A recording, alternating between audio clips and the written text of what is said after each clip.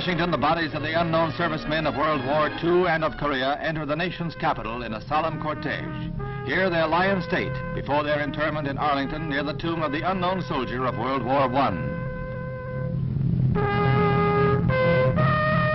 Observances of remembrance and rededication for an America fast entering a new era of new crises and new problems. A reminder of the valor and sacrifice of brave men for causes of lasting importance to our nation's way of life.